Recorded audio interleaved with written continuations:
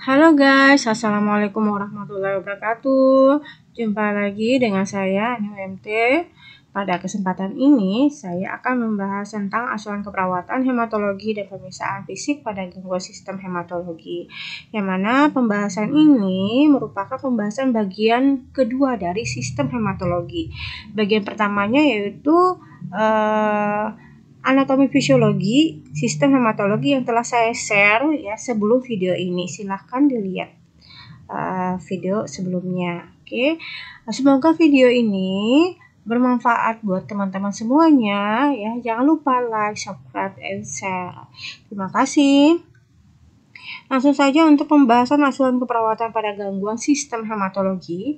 Asuhan keperawatan ini dilakukan secara komprehensif, biopsikososial, dan spiritual, yang mana meliputi pengkajian atau anamnesis ya dan pemeriksaan fisik. Kemudian dari anamnesis dan pemeriksaan fisik kita lanjut ke analisa data, kemudian menegakkan diagnosa keperawatan, kemudian membuat intervensi dan melakukan implementasi serta evaluasi. Untuk anamnesis dan pemeriksaan fisik sistem hematologi, pemeriksaan fisik sendiri adalah pemeriksaan tubuh untuk menentukan adanya kelainan-kelainan dari suatu sistem atau suatu organ tubuh dengan cara inspeksi atau melihat, ya, palpasi, meraba, perkusi, mengetuk, dan auskultasi, mendengar. Pada umumnya, pemeriksaan dilakukan secara berurutan dari inspeksi sampai auskultasi. Sebelum kita melakukan pemeriksaan fisik, maka terlebih dahulu kita harus melakukan komunikasi dengan pasien yang biasa dikenal dengan anamnesis atau history talking.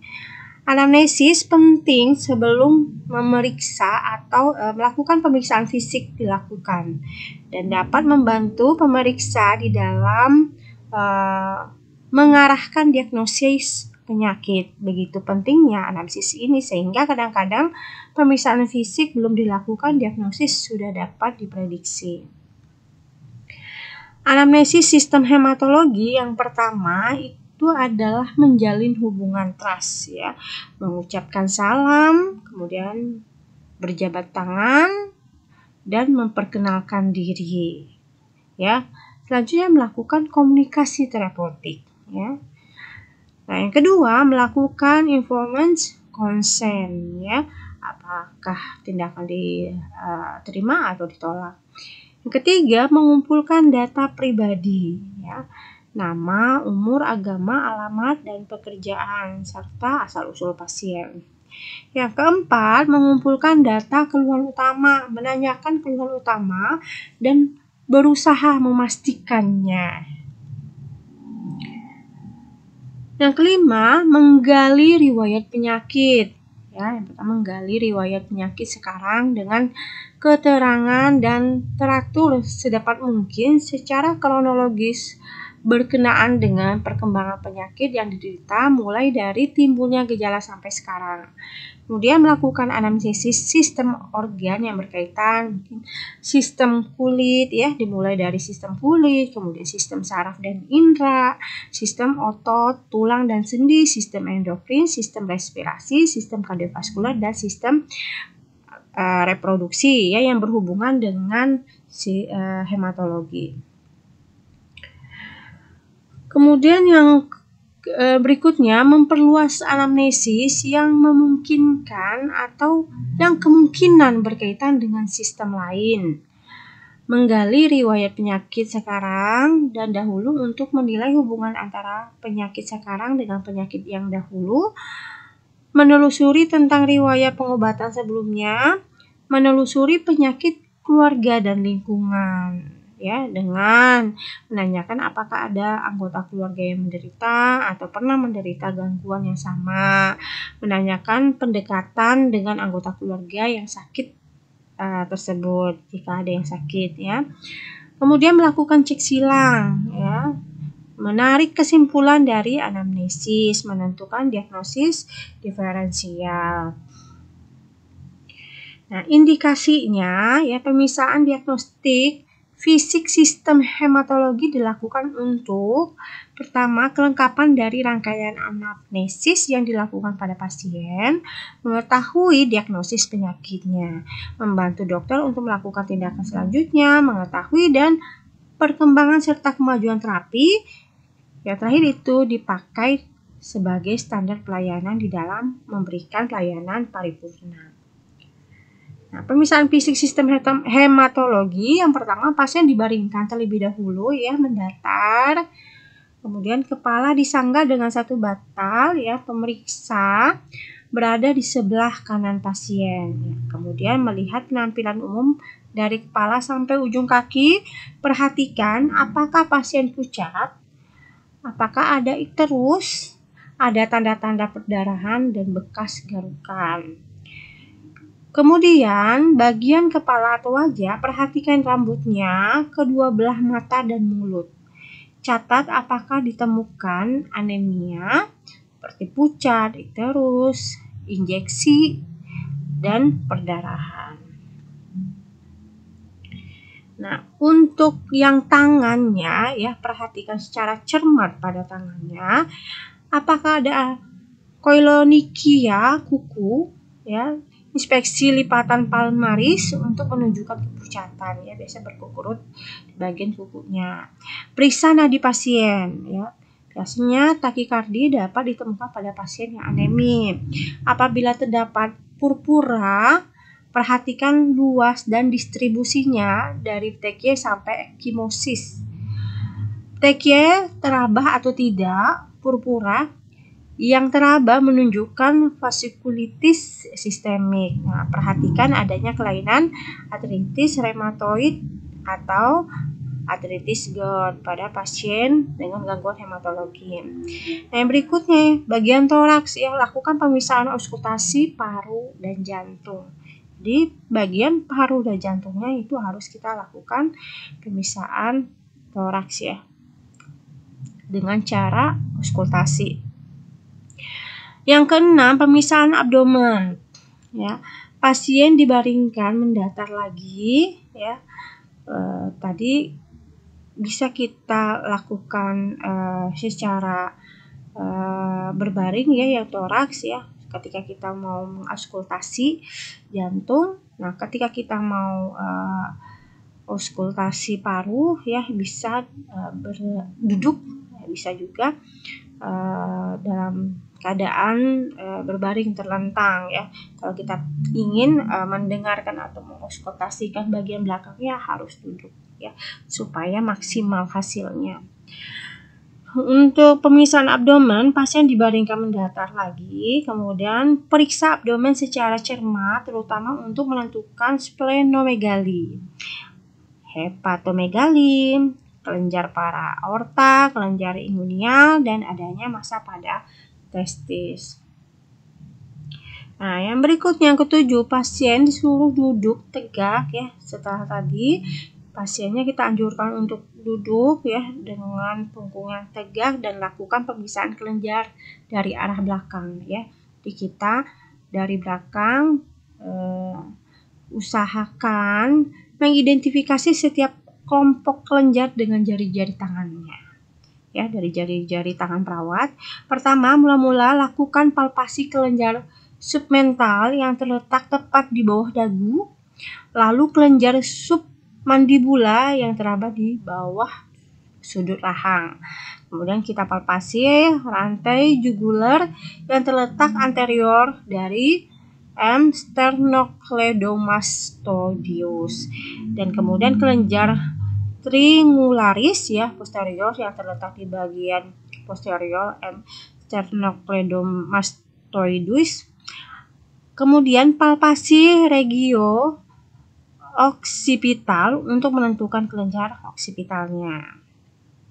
Selanjutnya, periksa kelenjar post-aurikuler di belakang telinga dan pre-aurikuler di depan telinga. Pemeriksaan berpindah ya, pemeriksa berpindah dari belakang itu ke depan pasien. Mintalah pasien untuk sedikit mengangkat bahunya, lalu pemeriksa meraba fossa supraklavikula dan nodus klavikulanya pada dasar M. sternomastoideus.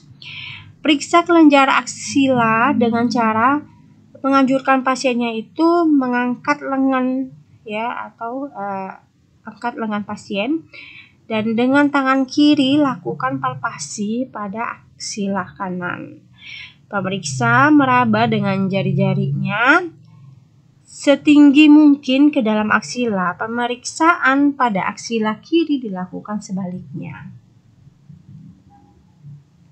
Yang berikutnya pemisahan nyeri tekan. Pasien tetap di dalam posisi tegak ya. Lakukan ketokan pada tulang belakang dengan kepalan tangan untuk menentukan nyeri tekan tulang. Tekan dengan lembut pada sternum dan kedua klavikula dengan pangkal telapak tangan. Kemudian periksa bahu dengan menekannya ke arah satu sama lain dengan kedua tangan. Untuk pemisahan tungkai, inspeksi tungkai apakah terdapat memar, pigmentasi atau bekas garukan. Purpura yang menonjol atau teraba ditemukan pada purpura Henoch-Schönlein ya. Kemudian perhatikan adanya ulkus pada tungkai, biasanya di atas malleolus, media atau lateral. Pada dugaan trombositopenia atau gangguan fragilitas kapiler, maka dilakukan tes pembendungan ya, atau tes tourniquet. Nah, tes tourniquetnya atau pembendungannya sebagai berikut: pasang manset di lengan atas ya, seperti kita melakukan atau melakukan tensi darah ya, mengecek tensi darah pasien. Kemudian kita pompa sampai kira-kira setengah sistol ditambah diastol ya. Nah, pertahankan selama 5 menit ya. Ketika kita udah dapet hasil tekan darahnya ya, kemudian kita tulis hasil sistolik dan diastolik ya. Kemudian kita tambahkan sistolik dan diastolik, kemudian kita bagi 2, kemudian kita turunkan ya kembali pompanya, kemudian kita pompa lagi dengan yang hasil dari pembagian tersebut, kemudian kita tahan selama 5 menit. Ya, seperti itu. Nah, untuk diagnosa keperawatan pada pasien dengan gangguan sistem hematologi, pertama yang kemungkinan biasanya ada itu perubahan perfusi jaringan berhubungan penurunan suplai oksigen ke sel dan jaringan. Yang kedua, perubahan nutrisi kurang dari kebutuhan tubuh berhubungan ketidakmampuan mencerna makanan. Nah, di sini kan perubahan nutrisi kurang dari kebutuhan tubuh ya, sementara itu di SDKI tidak ada, yang adanya itu defisit nutrisi. Nah, ini disesuaikan dengan SDKI ya. Kemudian intoleransi aktivitas berhubungan ketidakseimbangan antara suplai oksigen dengan kebutuhan. Nah, resiko tinggi terhadap infeksi ya, atau resiko infeksi berhubungan pertahanan sekunder tidak adekuat. Jadi diagnosanya ya nanti disesuaikan dengan SDKI ya yang kita punya ya, berpedoman pada 3S. Nah, untuk fokus intervensi dan implementasi itu disesuaikan diagnosa apa yang kita angkat ya. Nah, setelah dilakukan tindakan keperawatan selama 3-24 jam, perfusi jaringan klien adekuat dengan kriteria. Ya, di sini saya hanya menampilkan kriteria berikut ini: membran mukosa merah ya, konjungtiva tidak anemis, sakral hangat, adalah vital dalam tentang normal. Nah, ini kita sesuaikan juga dengan psiki ya. Jadi lihat tanda mayor dan minornya ya. Nah, kemudian lihat kriteria pada SDK psikinya maaf. Nah, ini ada berapa intervensinya: tindakan cuci tangan yang baik ya. Kemudian ya, ini kita mengajarkan pasien untuk cuci tangan yang baik, monitor adanya daerah tertentu yang hanya peka terhadap panas atau dingin, tajam atau tumpul, monitor adanya paratesi, instruksikan keluarga untuk mengobservasi kulit jika ada lesi atau laserasi, gunakan sarung tangan untuk proteksi, batasi gerakan pada kepala, leher, dan punggung, monitor kemampuan BAB, kolaborasi pemberian analgetik, monitor adanya tromboflebitis. Diskusikan mengenai penyebab perubahan sensasi ya. Mungkin ini ya nanti disesuaikan saja dengan psikinya. Kemudian evaluasi adalah perbandingan yang sistematik atau terencana tentang kesehatan klien dengan tujuan yang telah ditetapkan. Dilakukan dengan cara berkesinambungan dengan melibatkan klien dan keluarga dan tenaga kesehatan lainnya ya. Untuk evaluasi nanti kita sesuaikan dengan SLI-nya sama yang kriteria hasilnya ya. Oke, jadi tidak lepas dari 3S ya, SDKI, Psiki, dan SLI. Oke, selanjutnya itu adalah pre dan post test ya. Di sini penugasan tetap ya membuat kesimpulan ya dan menjawab pertanyaan-pertanyaan berikut. Ini adalah tugas mandiri atau tugas individu. Silakan dikerjakan di buku masing-masing ya. Kemudian di-share di kelas Edmodo ya seperti biasanya. Itu dirubah dulu ke satu file ya dalam bentuk dokumen atau PDF atau boleh di scan ya, kemudian kirim ke kelas Edmodo di penugasan atau kolom komentar yang telah saya sediakan ya, jadi jangan spam. Oke, terima kasih atas perhatiannya. Semoga materi ini dan video ini bermanfaat untuk semuanya ya. Jangan lupa like, subscribe, and share ya. Lebih dan kurangnya saya mohon maaf. Saya akhiri. Wassalamualaikum warahmatullahi wabarakatuh.